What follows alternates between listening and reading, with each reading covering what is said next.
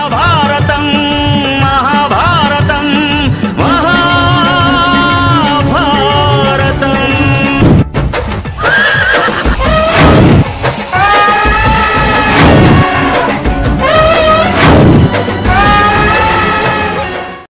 వాగ్దేవి ఉవాచ.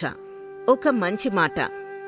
పద్మాకరం దినకరో వికచం కరోతి చంద్రో వికాసయతి కైరవ చక్రవాలం నాభ్యర్థితో జలధరోపి జలం దదాతి సంతస్వయం పరహితే విహితాభియోగాః.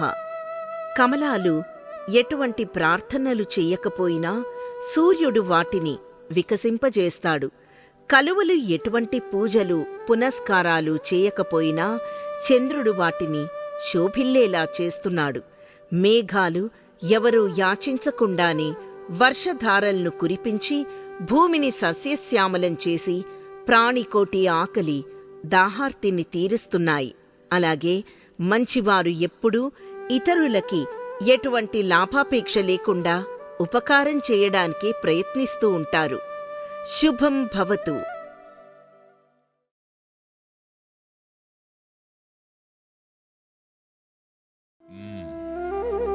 ఇది నిజంగా గడ్డు సమస్య. పాండవులు ఎలా గట్టెక్కుతారో చూడాలి.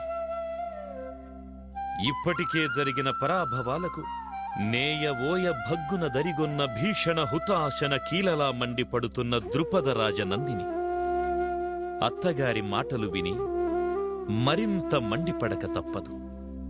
ఆనాడు నన్ను రాయబారిగా పంపేనాడు ద్రౌపది పలికిన పలుకులు ఇంకా నా మనసులో మారుమ్రోగుతూనే ఉన్నాయి. నా క్రోధాగ్ని జ్వాలలో కౌరవ శలభాలు మాడి మసికాక తప్పదు. మనవరాలి కోపం అత్తగారి మాటలను లెక్క చెయ్యనివ్వదు. కోడలు కుంతి పలుకులు రాజోచితంగా లేవు.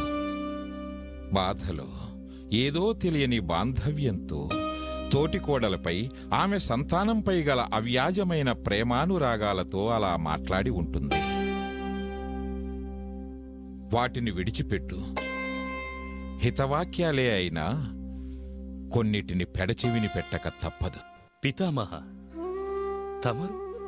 తమరు రణాన్ని కోరుతున్నారా? కాదు, ధర్మం జయించాలని కోరుతున్నాను.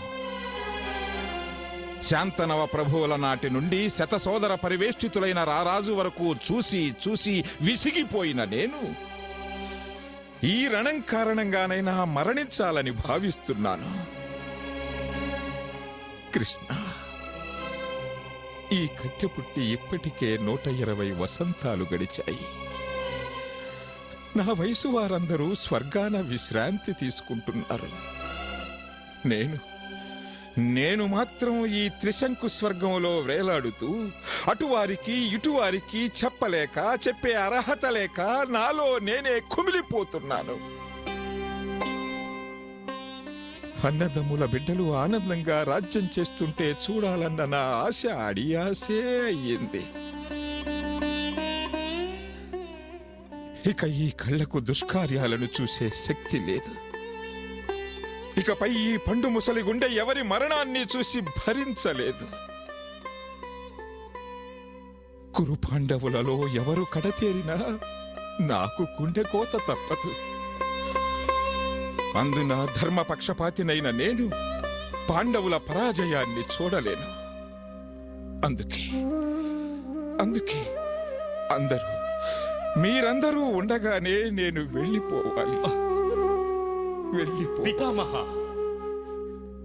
రణమే జరగని కృష్ణ, రణమే జరగని. ఈ కట్టె ఆ రణభూమిలో ఒరిగిపోని.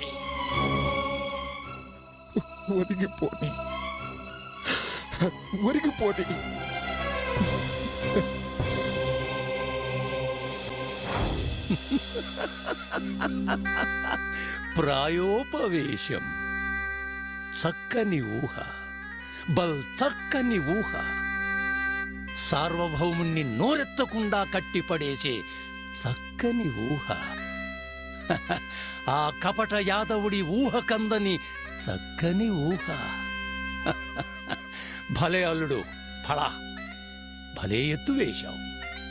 6 నెలలు స్నేహం చేస్తే వారు వీరైనట్లు ఇన్నేళ్ల నీ సహచర్యంలో ఈ మాత్రం ఎత్తులు వేయటం నేర్చుకోలేమా మామా? భళా చిన్నలుడు భళా.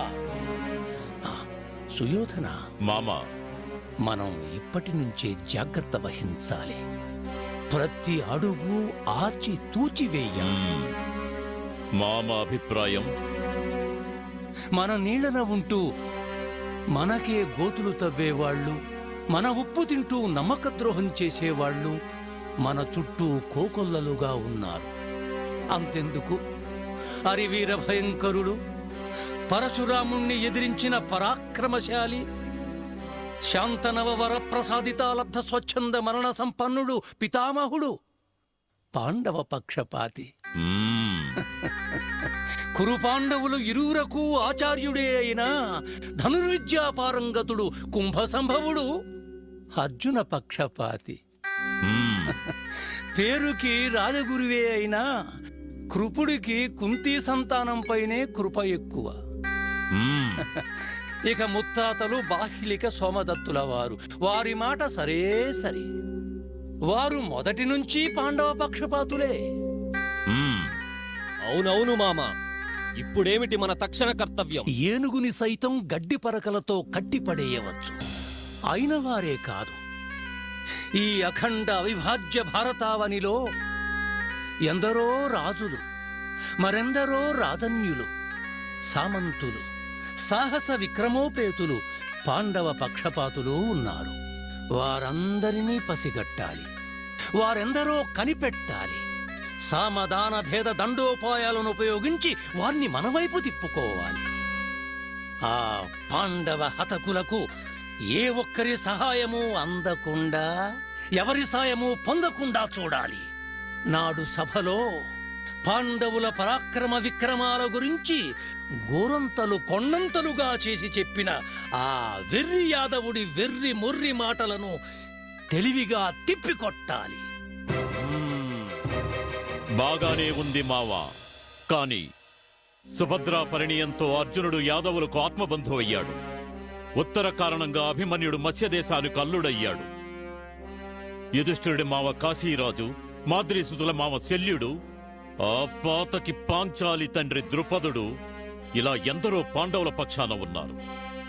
వారినెలా మన పక్షాన చేర్చుకోవటం? వారు మన మాటను మన్నిస్తారా? అడిగి లేదనిపించుకోవటం తప్ప. అదే పొరపాటు పెద్దల్లుడు. అడగందే అమ్మైనా పెట్టదు, అడుక్కొందే ముద్దైనా పుట్టదు. అంటే మనం ఇప్పుడు యాచనకి బయలుదేరాలంటావా?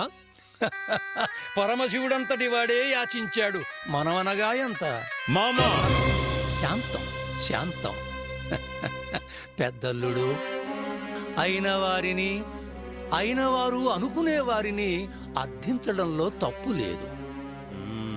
ఈ ఎత్తులో మనవారెవరు పగవారెవరు అన్నది తేలిపోతుంది, తెలిసిపోతుంది. కృష్ణుడు కూడా రాయబారం నెపంతో ఈ సంగతి తెలుసుకోవడానికే వచ్చాడు.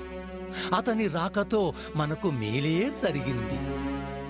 మన సభలోనే, మనవారిలోనే పాండవ పక్షపాతులు ఎందరున్నారన్నది తెలిసి వచ్చింది.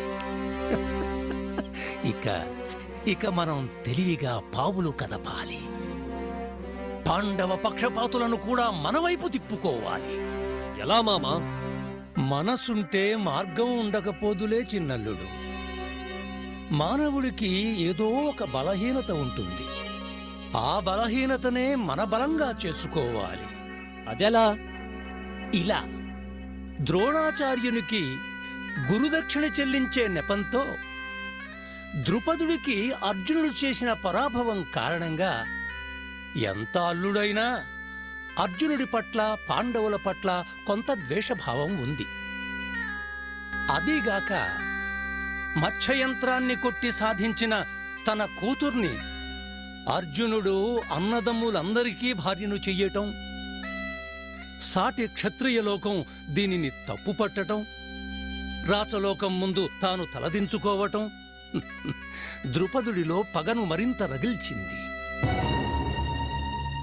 అంతేకాకుండా ధర్మరాజు ద్రౌపది తన ఒక్కడి సొత్తేనన్నట్టుగా జూదంలో పణంగా పెట్టి కూతురు సభాముఖంగా అల్లరిపాలయ్యేలా చేయటం ద్రుపదుడిలో పాండవుల పట్ల ఏష్యభావాన్ని మరింత పెంచింది. ద్రౌపదిని పరాభవించింది మనమే కదా మామా. మ్మ్. అది ధర్మజుడు పణంగా పెట్టబట్టే కదా జరిగింది. అవును కాబోలు. కాబోలు కాదు, అవునను. అవునవును. మనం ఈ కారణాలను ద్రుపదుడి మనసుకు హత్తుకునేలా చెబుతాం. దానివల్ల ప్రయోజనం దేని ప్రయోజనం దానికుంటుందిలే పెద్దల్లుడు. ద్రుపదుడు అంగీకరించకపోతే కీడెంచి మేలెంచటం మంచిదే, కాని ఇక్కడ మంచే ఎంచుదాం. మరో సంగతి అందరూ విస్మరిస్తున్నారు. ఏమిటది మావా? ద్రుపదుడు యాగం చేసి ద్రౌపది దృష్టద్యుమ్నులను పుట్టించింది అర్జునుణ్ణి నిర్జించడానికే. నువ్వన్నది బాగానే ఉంది మామా. కాని ద్రుపదుడు చూస్తూ చూస్తూ తన అల్లుణ్ణి తానే చంపుకుంటాడా? కూతురి పసుపు కుంకాలను తన చేత్తో తానే తుడిచేసుకుంటాడా? క్షత్రియుడు పగతోనే పుడతాడు, పగతో పెరుగుతాడు, చివరికి ఆ పగతోనే నేల పొరుగుతాడు. ఈ పగకు బంధుత్వాలు ఉండవు. పగ పుట్టేది పెరిగేది అయిన వాళ్ల మధ్యే, అవును అనుకున్న వాళ్ల మధ్యే. ఇలా మనం పాండవుల పక్షపాతులు అనుకున్న వారి చెంత చేరుతాం. చెప్పే విధంగా చెప్పి చూస్తాం. చెప్పటం తప్పు కాదు, చెప్పు చేతల్లో తెచ్చుకోవటం అంతకంటే తప్పు కాదు. ఏ విరాటుడి కొలువులో పాండవులు తలదాచుకున్నారో ఆ విరాటుడి భార్య సుధేష్ణాదేవి తమ్ముడు, సింహబల బిరుదాంకితుడు, మత్స్యదేశం శత్రు దుర్నిరీక్షంగా రూపొందటానికి కారకుడు కీచకుడు. ఆ కీచకుణ్ణి, ఆ కీచకుడి నూర్గురు సోదరుల్ని భీముడు మట్టుపెట్టాడు. సుధేష్ణాదేవికి సోదర నష్టాన్ని, తీరని కష్టాన్ని మిగిల్చాడు. ఇది చాలు ఆమె మనసులో పగను రగిలించటానికి, పాండవుల మనుగడకు ముప్పు కలిగించటానికి. భార్య మాటను కాదనలేడు విరాటుడు. ఇలా పాండవులకు అయిన వారిని మన అడుగుజాడల్లో నడిచేలా చేసుకుంటాం. మరి ఉత్తర గోగ్రహణం మాటేమిటి మావా? అది పాండవుల ఉనికిని బయట పెట్టడానికే గాని విరాటుడిపై పగతో కాదని నచ్చ చెబుతాం, నమ్మబలుగుతాం. ఈ నచ్చ చెప్పడాలు, నమ్మబలకటాలు నా వల్ల కావు మావా. అందుకు అమ్మ తమ్ముణ్ణి, మేనమామని నేనున్నానుగా. నయాన లొంగని వారిని భయాన వంచుతాను, భయాన లొంగని వారిని భామామణులతో ఒప్పిస్తాను. కాంతా కనకాలకు పడనివాడు, చెడనివాడు ఈ సృష్టిలో లేనే లేడు. ప్రభువులు మన్నించాలి. ఏమిటా వార్త? మహారాణి వారు తమనోసారి వారి మందిరానికి రమ్మన్నారు.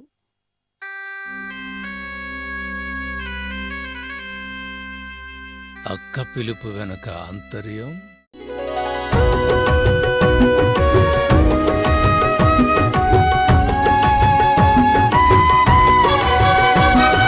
పంచమవేదం ప్రపంచ పంచామృతం అఖిల శాస్త్ర నిఖిల మంత్ర యంత్ర తంత్ర నిర్మితం సకల కళా సలలితం సత్యతత్వ సహితం శ్రీమద్భగవద్గీతా చైతన్యమహితం శ్రీమద్భగవద్గీతా చైతన్యమహితం